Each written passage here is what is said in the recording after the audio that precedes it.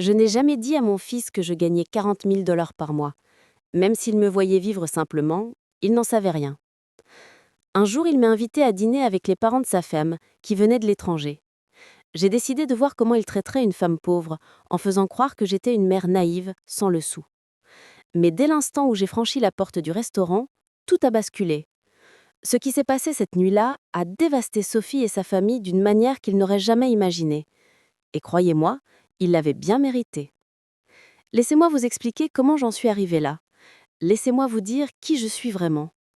Parce que pour mon fils Lucas, à 35 ans, sa mère était simplement la femme qui partait tôt au bureau, qui revenait fatiguée le soir, qui cuisinait avec ce qu'il y avait dans le frigo. Juste une employée de bureau, peut-être une secrétaire, quelqu'un d'ordinaire, rien d'exceptionnel. Et je ne l'ai jamais corrigée. Je ne lui ai jamais dit que je gagnais 40 000 $ par mois, que j'avais été cadre supérieur dans une multinationale pendant presque 20 ans, signant des contrats à plusieurs millions, prenant des décisions qui touchaient des milliers de personnes. Pourquoi lui dire? L'argent n'a jamais été un trophée à accrocher au mur. J'ai grandi à une époque où la dignité se portait à l'intérieur, où le silence valait mieux que des mots creux. Alors j'ai gardé ma vérité. J'ai vécu dans le même petit appartement pendant des années, j'ai utilisé le même sac en cuir jusqu'à ce qu'il soit usé, j'achetais mes vêtements en solde, je cuisinais à la maison, j'économisais tout, j'investissais tout. Et je suis devenue riche en silence. Parce que le vrai pouvoir n'a pas besoin de crier. Le vrai pouvoir observe. Et moi j'observais de près quand Lucas m'a appelé ce mardi après-midi. Sa voix était différente, nerveuse, comme quand il était petit et qu'il avait fait une bêtise. Maman, j'ai besoin d'un service. Les parents de Sophie sont en visite. C'est leur première fois ici. Ils veulent te rencontrer. On dîne samedi, au restaurant. Tu peux venir? Quelque chose dans son ton m'a mis mal à l'aise. Ce n'était pas la voix d'un fils qui invite sa mère. C'était la voix de quelqu'un qui supplie pour ne pas être embarrassé, pour faire bonne impression. Est-ce qu'ils savent quelque chose sur moi? Ai-je demandé calmement. Il y a eu un silence. Puis Lucas a balbutié. Je leur ai dit que tu travaillais dans un bureau, que tu vivais seul, que tu étais simple, que tu n'avais pas beaucoup. Il a prononcé le mot simple comme si toute ma vie pouvait tenir dans cet adjectif misérable, comme si j'étais un problème dont il devait s'excuser. J'ai pris une longue inspiration. D'accord, Lucas, j'y serai. J'ai raccroché et regardé mon salon. Meubles vieux mais confortables, murs sans tableau cher, une petite télévision, rien pour impressionner. Et à ce moment-là, j'ai décidé. Si mon fils pensait que j'étais pauvre, si les parents de Sophie venaient prêts à juger, alors je leur donnerais exactement ce qu'ils attendaient. Je jouerais la pauvre, la naïve, la mère à peine survivante.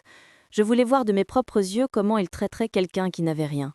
Je voulais voir leur vrai visage, parce que je soupçonnais quelque chose. Je soupçonnais que Sophie et sa famille mesuraient les gens à l'aune de leur compte en banque, et mon instinct ne me trompe jamais. Samedi est arrivé. Je me suis habillée du pire vêtement que je possédais. Une robe grise, informe, froissée, du genre qu'on trouve dans une friperie. Des chaussures usées, pas de bijoux, pas de montre. J'ai pris un sac en toile passée, relevé mes cheveux en une queue de cheval négligée, et je me suis regardée dans le miroir. Je ressemblais à une femme brisée par la vie. Oubliable. Parfait. J'ai pris un taxi et donné l'adresse, un restaurant huppé dans le quartier le plus chic de la ville. Le genre où le menu n'affiche pas les prix et où chaque couvert coûte plus que le salaire mensuel moyen. En chemin, j'ai ressenti quelque chose d'étrange, un mélange d'anticipation et de tristesse. L'anticipation parce que je savais qu'un grand moment approchait. La tristesse parce qu'une partie de moi espérait encore que j'avais tort. J'espérais qu'il serait gentil, qu'il me garderait au-delà des vieux vêtements. Mais l'autre partie, celle qui a passé 40 ans parmi des requins du monde des affaires, savait exactement ce qui m'attendait. Le taxi s'est arrêté devant le restaurant. Lumière chaude, un groom en gants blancs, des gens élégants qui entrent. J'ai payé, je suis descendue, j'ai pris une profonde inspiration, j'ai franchi le seuil, et là, tout a changé. Lucas tenait près d'une longue table, près des fenêtres. Il portait un costume sombre, une chemise blanche, des chaussures brillantes. Il avait l'air anxieux. À côté de lui, Sophie, ma belle-fille. Elle portait une robe crème, parfaitement taillée, des talons hauts, ses cheveux lissés, impeccable comme à son habitude. Mais elle ne me regardait pas, elle regardait l'entrée avec une expression tendue, presque embarrassée. Et puis je les ai vus. Les parents de Sophie déjà assis, attendant comme des monarques sur leur trône. La mère, Charlotte, portait une robe vert émeraude ajustée, couverte de séquins, un collier, des bracelets, des bagues. Ses cheveux noirs relevés en chignon parfait. Elle avait cette beauté froide et calculée qui intimide. À côté d'elle, Marc, son mari, un costume gris immaculé, une montre énorme au poignet, expression sévère. J'ai avancé lentement, avec de petits pas, comme si j'avais peur. Lucas m'a vu en premier et son visage a changé. Ses yeux se sont arrondis. Il m'a regardé de la tête aux pieds. J'ai senti qu'il avalait. Maman, tu as dit que tu viendrais. Sa voix était mal à l'aise. Bien sûr, mon fils, me voilà. J'ai souri timidement, le sourire d'une femme peu habituée à ce genre d'endroit.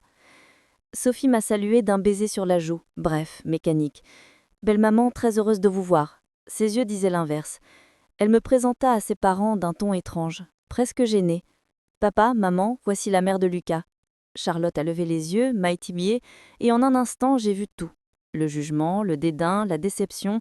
Ses yeux ont balayé ma robe froissée, mes chaussures abîmées, mon sac en toile. Elle n'a rien dit au début. Elle a tendu la main, froide, rapide, faible, enchantée. Marc a fait pareil. Poignée de main faible, sourire de circonstance. Je me suis assise à la place au bout de la table, la plus éloignée, comme si j'étais un invité de seconde gendre. Personne ne m'a aidé à tirer ma chaise. Personne ne m'a demandé si j'étais à l'aise. Le serveur a porté des menus écrits en français. J'ai ouvert mon menu et fait prétendre ne rien comprendre. Charlotte m'a regardée. Vous avez besoin d'aide avec le menu ? Oui, s'il vous plaît. Je ne comprends pas ces termes. Ma voix sortit petite, timide. Elle a soupiré et a commandé pour moi. Quelque chose de simple. Elle avait prononcé cette phrase comme si manger bien était une vertu, comme si nous devions mesurer la dépense. Marc a hoché la tête. Lucas regardait ailleurs. Sophie tripotait sa serviette. Et j'ai observé. J'ai observé tout. Je l'ai regardé et baissé la tête. Je travaille dans un bureau, je fais un peu de tout, du classement, des papiers, des choses simples. Elle a échangé un regard avec Marc. Ah, du travail administratif, c'est bien, c'est honnête. Tout travail est digne, non ? Bien sûr, j'ai acquiescé. La nourriture est arrivée. De grandes assiettes aux portions minuscules, décorées comme des œuvres d'art. Charlotte a coupé son steak avec précision. Ça vaut 80 $, a-t-elle dit. Mais ça vaut la peine. La qualité a un prix. J'ai hoché la tête. Bien sûr. Lucas a tenté de changer de sujet, de parler de projets professionnels. Charlotte l'a interrompu. Fils, est-ce que ta mère vit seule ? Lucas a acquiescé. Oui, elle a un petit appartement. Charlotte m'a regardé avec une pitié feinte. Ça doit être difficile, non ? Vivre seule à ton âge, sans trop de soutien. Ton salaire suffit-il ? J'ai senti le piège se refermer. J'ai à peine répondu « Je m'en sors, j'économise, je n'ai pas besoin de beaucoup ». Charlotte a soupiré dramatiquement. « Oh, Hélène, tu es si courageuse. J'admire les femmes qui luttent seules. Bien sûr, on aimerait toujours donner plus à nos enfants. » Il y avait derrière sa voix une accusation. « Tu n'as pas donné assez. » Elle insinuait que j'étais une mère insuffisante. Sophie regardait sa nourriture. Lucas serrait le poing sous la table. Et moi, je souriais doucement. Oui, tout le monde donne ce qu'il peut. Charlotte continua, parlant de l'éducation de Sophie. Les meilleures écoles, les voyages, les langues. Nous avons aidé pour l'apport de la maison. Nous avons payé la lune de miel. Son regard se planta en moi. Et vous, avez-vous pu aider Lucas, quand il s'est marié ? La question était un couteau. Pas beaucoup. Et je répondis. Un petit cadeau ? Charlotte sourit, faussement touchée. Comme c'est mignon. Chaque détail compte, non ? Marc a ajouté, l'air satisfait. Nous avons visité des vignobles en Europe, en Amérique du Sud et en Californie. Sophie a offert un sourire faible. Merci, maman. Charlotte s'est tournée vers moi. Et vous, Hélène, avez-vous des hobbies ? J'ai haussé les épaules. Je regarde la télé, je cuisine, je me promène dans le parc. Des choses simples. Encore ce regard. Les choses simples ont leur charme, dit-elle. Mais on aspire toujours à plus, non ? Voir le monde, grandir culturellement. Le dessert est arrivé. Une bouchée de création gastronomique à 30 $. Charlotte a choisi la plus chère, plaisantant sur les feuilles d'or comestibles. J'ai mangé la version simple, en silence. Puis elle a dit, d'un ton plus sérieux, « Hélène, maintenant que nous sommes tous là, il faut parler. Lucas, est notre gendre et nous l'aimons. Sophie l'aime, et nous respectons cette décision, mais en tant que parents, nous voulons le meilleur pour notre fille. » Lucas a crispé sa mâchoire. « Maman, ce n'est pas le moment, a-t-il dit. Charlotte l'a interrompu. « Laisse-moi finir, fils, c'est important. » Elle s'est tournée vers moi. Hélène, je sais que tu as fait de ton mieux avec Lucas. Élever un enfant seul n'est pas facile et j'ai du respect pour cela. Mais maintenant, Lucas est à une autre étape. Il est marié, il a des responsabilités. Nous avons beaucoup aidé. Nous pensons qu'il est important que Marcus, Lucas, n'ait pas de charges inutiles, comprends-tu? Autrement dit, tu es un fardeau. Je l'ai répété, doucement. Un fardeau? Charlotte a soupiré. Je ne veux pas être dure, mais à ton âge, avec un salaire limité, c'est normal que Lucas s'inquiète pour toi. On voudrait t'aider financièrement, te donner une petite allocation mensuelle, quelque chose pour que tu vives plus confortablement sans que Lucas ne s'en fasse. Une offrande déguisée en aumône. Acheter ma disparition. Lucas a explosé. Maman, ce n'est pas nécessaire.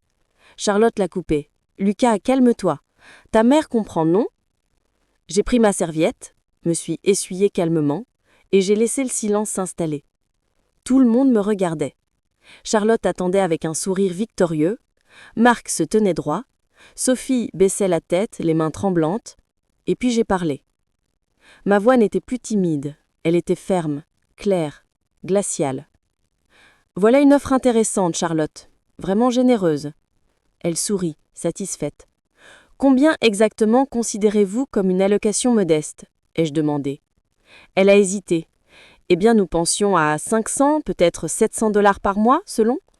J'ai hoché la tête. Je vois. 700 $ par mois pour que je disparaisse de la vie de mon fils. Charlotte fronça les sourcils. Ce n'est pas comme ça que je leur ai dit, justement. J'ai coupé. C'est exactement comme ça que vous l'avez présenté. Elle s'est raidie. Je ne veux pas que vous compreniez mal. Nous voulons aider. J'ai répliqué. Aider? Comment avez-vous aidé pour l'apport? Combien? Charlotte a répondu brièvement.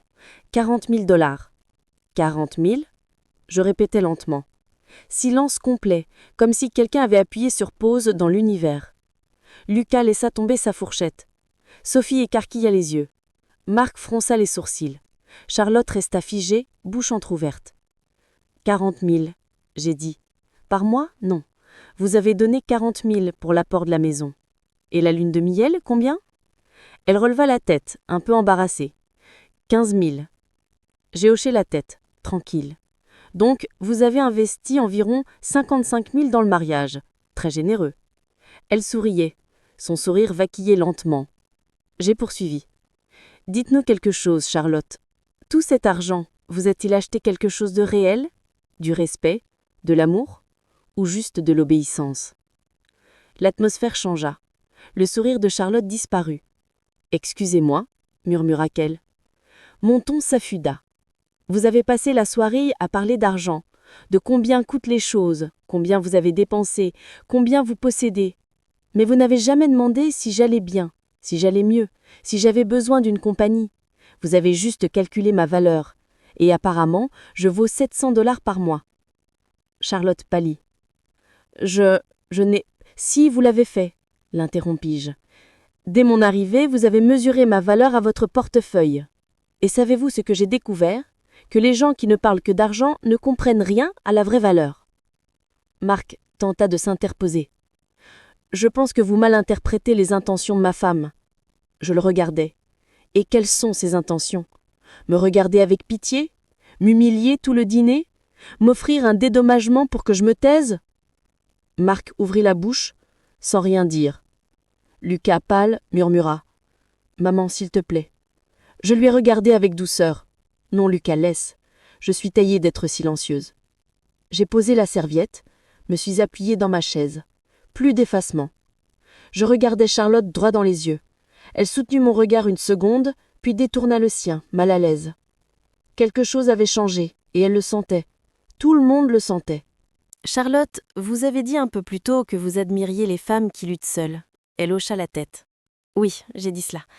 Alors dites-moi quelque chose. Avez-vous jamais lutté seule? Avez-vous jamais construit quelque chose sans l'aide de votre mari? Elle bafouilla sur des réalisations floues.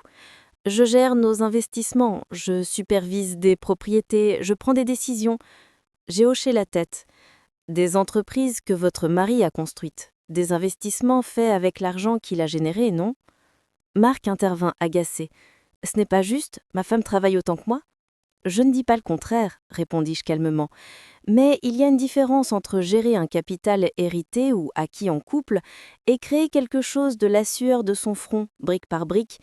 Charlotte pressa les lèvres. Je repris, lentement. Il y a 40 ans, j'avais 23 ans. J'étais secrétaire dans une petite boîte, salaire minimum. Je vivais dans une chambre louée. Je mangeais le moins cher possible. J'étais seule. Puis je suis tombée enceinte. Le père a disparu. Ma famille m'a tourné le dos. J'ai dû choisir, abandonner ou continuer. J'ai continué. J'ai travaillé jusqu'au dernier jour de ma grossesse. Je suis retournée travailler 2 semaines après la naissance. Un voisin gardait Lucas le jour. Je travaillais 12 heures. Le silence était total. Lucas n'avait jamais entendu son histoire détaillée. Je ne suis pas restée secrétaire. J'ai étudié la nuit, j'ai pris des cours, j'ai appris l'anglais à la bibliothèque municipale. J'ai appris la comptabilité, la finance, l'administration, tout moi-même, tout en élevant un enfant seul. En payant le loyer, la nourriture, les médicaments, j'ai gravi les échelons, petit à petit. Assistante, coordinatrice, manager, directrice. 20 ans. 20 ans de sacrifice. Et savez-vous combien je gagne aujourd'hui ? Charlotte secoua la tête. 40 000 $ par mois. Le temps sembla suspendu. Lucas devint pâle. Sophie devint pâle. Marc fronça les sourcils incrédule. Charlotte resta figée, bouche ouverte. 40 000 par mois depuis presque 20 ans, dis-je calmement. Presque 10 millions de dollars de revenus pendant ma carrière, sans compter les investissements, les primes, les actions. Je suis directrice régionale des opérations pour une multinationale. J'ai sous ma responsabilité 5 pays, des budgets de centaines de millions, des décisions qui touchent 10 000 personnes. Je signe des contrats que vous ne pourriez pas lire sans avocat. Lucas murmura. Maman, pourquoi tu ne m'as jamais dit ? Je le regardai tendrement. Parce que tu n'avais pas besoin de le savoir, mon fils. Je voulais que tu grandisses en valeur propre, pas en héritier. L'argent corrompt, et je ne voulais pas que tu en sois corrompu. Je voulais que tu sois quelqu'un par toi-même. Sophie balbutia. Mais pourquoi tu vis dans ce petit appartement ? Pourquoi t'habiller comme ça ? Pourquoi pas de voiture de luxe ? Je souris. Parce que je n'ai pas besoin d'impressionner. La vraie richesse ne s'expose pas. J'ai appris que plus on a, moins on a à prouver. Je me tournai vers Charlotte. Voilà pourquoi je suis venue habiller ainsi. Pour voir comment vous me traiteriez si vous croyiez que je n'avais rien. Pour voir vos couleurs. Et Charlotte, je les ai vues parfaitement. Sa peau passa du rouge à la honte. C'est ridicule, si vous gagnez autant, nous le serions. Lucas le serait, pourquoi le cacher ? Parce que je l'ai voulu. Parce que j'ai choisi de ne pas en faire une arme ni une décoration. L'argent, je l'investis, je le multiplie, je ne le dépense pas pour briller. Marc tenta encore. Malgré tout, votre comportement est incorrect. Je le regardai froidement. Vous avez parlé de m'acheter, de me payer pour disparaître. Vous m'avez humilié toute la soirée en me réduisant à mon porte-monnaie. Qui est impoli au juste ? Charlotte se leva, furieuse. Vous avez menti, vous nous avez trompés, vous nous avez ridiculisés. Vous nous avez ridiculisés, corrigeai-je. J'ai seulement donné l'occasion de vous montrer qui vous êtes, et vous y êtes employé admirablement. Sophie avait les larmes aux yeux. Belle maman, je ne savais pas. Non, tu ne savais pas, mais tes parents savaient parfaitement ce qu'ils faisaient. Ils savaient qu'ils humiliaient quelqu'un et ils ont pris plaisir à cela, jusqu'à ce qu'ils découvrent que la femme qu'ils méprisaient avait plus d'argent qu'eux. Charlotte trembla. Vous n'avez pas le droit. J'en ai le droit. Je suis la mère de ton gendre. J'ai droit au respect, non pas pour mon argent, mais parce que je suis un être humain. Je me levai. Les regards se tournèrent vers moi. Laissez-moi vous faire une proposition, dis-je à Charlotte. Vous m'avez généreusement proposé 700 $ par mois. Laissez-moi vous faire une contre-offre. Je vous donne 1 million tout de suite si vous pouvez me prouver que vous avez jamais été gentil avec quelqu'un qui n'avait rien. Charlotte ouvrit la bouche, la referma. Rien. Exactement, elle ne pouvait pas. J'ai sorti mon vieux sac en toile, puis une carte noire au nom gravé. Je la posai sur la table devant elle. C'était ma carte corporate, limite illimitée. Elle la regarda comme si c'était un serpent, noir, brillant, avec mon nom, Hélène Martin, directrice régionale. Sa main trembla quand elle la prit. Sa supériorité s'était effritée, remplacée par une peur rare chez elle.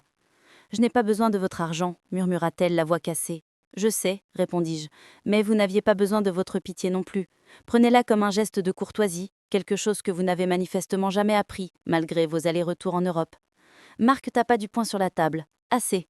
C'est hors de contrôle. Vous nous manquez de respect. » « Respect ?» répétai-je. « Où était votre respect quand votre femme demandait si mon salaire suffisait ? Où était-il quand elle a proposé que je sois payée pour ne plus être dans la vie de mon fils ? Le serveur revint avec l'addition, la posa au centre de la table et s'éclipsa. Personne n'y toucha. Charlotte regarda la carte noire dans sa main, puis me fixa. « Je n'utiliserai pas votre carte. Nous payerons comme toujours. » « Très bien, dis-je. Gardez-la comme souvenir. » Elle la reposa indifférente. Marc prit son portefeuille, choisit une carte dorée, la posa sur l'addition. Le serveur tenta. « Monsieur, cette carte a été refusée. » Marc pâlit. « Refusée ? Impossible. Elle a une limite énorme. C'est une erreur du système. » Le serveur haussa les épaules. « Je peux réessayer. » Il revint une seconde fois. « Désolé, monsieur, celle-ci aussi est refusée. » Marc se leva furieux, partit appeler sa banque. Charlotte resta assise, humiliée. « Jamais ça nous est arrivé, » chuchota-t-elle. « Quel mauvais timing, commentai-je sans émotion. Le serveur revint une nouvelle fois. « Monsieur, la deuxième carte est également refusée. Avez-vous une autre méthode de paiement ?» Marc était rouge de colère, tenant son téléphone en main, criant au téléphone. Il ressortit, appelant la banque. Charlotte tremblait, Sophie pleurait. Lucas serra ma main. « Je ne laisserai pas Lucas payer. » Je sortis un portefeuille en cuir usé, en fis apparaître une carte différente, métallique, lourde, transparente presque, le type de carte que moins d'1% de personnes détiennent. La reconnaissance dans le regard du serveur se lisait. C'était une carte Centurion, exclusive. Je la posai sur la table devant Charlotte, ses yeux s'écarquillèrent. Le serveur la prit avec révérence. En moins de 2 minutes, il revint. « Merci, Madame Martin, tout est réglé. » Charlotte regardait l'emplacement vide où la carte avait été. Elle était désemparée. Je me levai, ramassai mon vieux sac et dis calmement « Merci pour le dîner et pour m'avoir montré exactement qui vous étiez. Vous m'avez épargné bien des efforts et de déceptions futures. » Charlotte me lança un regard mêlé de honte et de rage. « Cela ne restera pas comme ça. Vous ne pouvez pas nous humilier ainsi. »« Si, dis-je, ça restera. Vous êtes mes voisins de famille maintenant. On se verra aux anniversaires, au Noël. Vous vivrez avec ça. Et chaque fois que je vous verrai, vous vous souviendrez de cette nuit. » Marc revint pâle. « Il y a un problème avec les comptes. Blocage temporaire pour sécurité. » Il regarda la table. « Ils ont payé déjà ?»« Oui, » souffla Charlotte sans lever les bras. « Elle a payé ?» Marc se retourna vers moi, déchu. « Merci, » murmura-t-il. J'ai répondu « C'est ce que l'on fait en famille, non ? S'entraider quand quelqu'un a besoin d'un petit coup de pouce, disons $700, ou pour ce dîner 800. » Marc ferma les yeux, Charlotte serra les poings. Sophie pleurait toujours. Lucas s'approcha. « Maman, on peut y aller ?» Je regardais Sophie sanglotante. « Sophie, tu n'es pas responsable de ce que sont tes parents. On ne choisit pas sa famille, mais on choisit comment on agit. » Elle hocha la tête. « Je suis désolée. Ne dis pas pardon si tu n'entends pas le sens. Apprends. » Je me dirigeais vers la sortie, puis je fis demi-tour. « Charlotte, une dernière chose. Vous avez dit parler 4 langues. Dans laquelle de ces langues avez-vous appris la bonté ?» Elle resta sans voix. Je sortis. L'air de la nuit me frappa le visage. Je sus que j'avais levé un poids de mes épaules. Le poids du silence, de la retenue, du fait de tolérer. Lucas m'accompagna jusqu'au taxi. « Maman, pardon. » « Je pardonne de quoi ? Je n'ai pas demandé de faire tout ça. Il n'y a rien à pardonner. J'ai fait ça pour que tu deviennes toi-même. » Dans le taxi, j'ai pris mon vieux téléphone, 3 messages. Un de mon assistante, un collègue, un inconnu. Le message inconnu était de Sophie. « Belle maman, pardonnez-moi, je veux parler. » Je l'ai lu longuement et j'ai décidé de ne pas répondre tout de suite. Les excuses précipitées sont souvent vides. La vérité prend du temps. Le chauffeur, un homme simple, regarda son rétroviseur et me dit « Vous avez l'air d'avoir vécu une guerre. » J'ai souri presque. Il répondit « J'ai conduit 20 ans, j'ai vu de tout. Ceux qui parlent vrai ont ce regard. » Nous avons discuté un peu. Il m'a dit que la vérité apporte la paix, même si ça blesse. J'ai payé généreusement et suis montée chez moi. Un immeuble modeste, pas de gardien, aucun luxe. Je prends toujours les escaliers. J'ai ouvert ma porte avec mes mêmes clés depuis 15 ans. L'appartement était simple, propre, et pour la première fois, je me sentais libre. Le dimanche matin, je me levai tôt, préparai un café noir. Lucas m'appela. Nous avons parlé longuement. Après mon départ, il était retourné au restaurant. Il avait fait face à ses beaux-parents. Il leur avait dit la vérité sur ce qu'il avait ressenti. Sophie les avait confrontés. Ils étaient partis furieux, menaçant de couper les ponts, menaçant de couper des legs. Mais Lucas et Sophie avaient posé des limites. Pas de commentaires sur l'argent, pas de comparaison, pas de tentative de contrôler leur vie. S'ils ne respectaient pas ça, la relation deviendrait distante. Ils avaient tenu bon, et étrangement, Lucas sentit un poids s'envoler. 3 jours passèrent, silence, réflexion. Puis, un après-midi de semaine, la sonnette retentit. J'ouvris. C'était Sophie, sans maquillage, cheveux attachés, jean, un visage vrai, vulnérable. Elle entra et s'assit. Elle m'expliqua l'histoire de ses parents, la pauvreté d'où ils viennent, leur peur viscérale de revenir à rien. Elle m'avoua que c'était pour ça qu'il parlait tant d'argent. Trauma. Elle reconnut sa lâcheté et me demanda de l'aide, de l'exemple. Elle voulait apprendre à vivre avec dignité, à être riche sans le montrer, à être forte sans être cruelle. Je lui ai dit que personne ne peut tout apprendre en une leçon, mais que petit à petit, avec honnêteté et réflexion, on change. Elle partit plus légère, promettant de n'élever ses enfants que pour voir les cœurs, pas les portefeuilles. Les jours suivants, Lucas me fit savoir qu'ils tenaient leurs frontières. Charlotte et Marc étaient fâchés, menaçaient, mais ils n'avaient plus l'emprise. Sophie revint quelquefois, parfois pour parler, parfois juste pour partager un café. Et je me rendis compte d'une chose fondamentale. L'argent ne définit pas la valeur d'un être. L'humilité n'est pas une faiblesse. Le respect ne coûte rien. Je me suis promenée au parc, observant les gens. J'ai parlé à une vieille dame qui nourrissait les pigeons. Elle m'a dit très simplement « Les pigeons ne font pas de hiérarchie, ils mangent ensemble ». Sa sagesse m'a frappée. Ce sont souvent les plus simples qui savent le plus. Et dans cette simplicité, j'ai trouvé la paix. Les Véronique et les Marc ne changeront peut-être jamais. Ils sont riches en biens, mais pauvres en cœur. Mais ce n'est plus mon problème. J'ai parlé ma vérité, posé mes limites et j'ai protégé ma tranquillité. 3 jours plus tard, Sophie frappa à ma porte. Elle s'excusa en personne, sans artifice. Nous avons parlé longtemps. Elle m'a demandé de lui enseigner, mais je lui ai répondu « On n'enseigne pas le courage, on le vit ». Pourtant, j'ai partagé des leçons. Commence petit, remets en question les habitudes, apprends à acheter pour toi et non pour les autres. Interroge-toi avant chaque décision. Est-ce pour moi? M'apporte-t-il la paix? Elle a promis, elle a pleuré. Nous nous sommes embrassés, sincèrement. Quelques jours plus tard, Lucas me téléphona. Il m'a remercié d'avoir déclenché ce changement. Il m'a raconté la nuit où tout a explosé, comment Sophie les avait confrontés et comment ils avaient quitté la table en colère. Il m'a dit qu'il se sentait enfin libre. Il m'a dit qu'il était fier de moi. Et j'étais fière aussi, non pas pour l'affrontement, mais parce que ce soir-là, j'avais défendu ma dignité et j'avais aidé, sans le vouloir, à briser un cycle. Je ne suis pas revenue à faire croire que j'étais pauvre, j'en ai plus besoin. J'ai dit ce que je devais dire, je me suis libérée. Charlotte et Marc restent ce qu'ils sont, des personnes qui confondent valeur et compte en banque. Mais moi, j'ai ma paix, mon fils, mon travail, ma dignité. J'ai appris que l'héritage le plus précieux n'est pas un compte en banque, mais la façon dont on traite les autres. Et je continuerai à vivre ainsi, simple et dans le paraître, riche dans l'essentiel. Si cette histoire t'a touché, dis-le dans les commentaires. Dis-moi aussi de quelle ville tu regardes depuis. Sur l'écran, tu verras 2 autres histoires de vie que je recommande. Si tu aimes ce type de récit, laisse un super merci pour m'aider à continuer.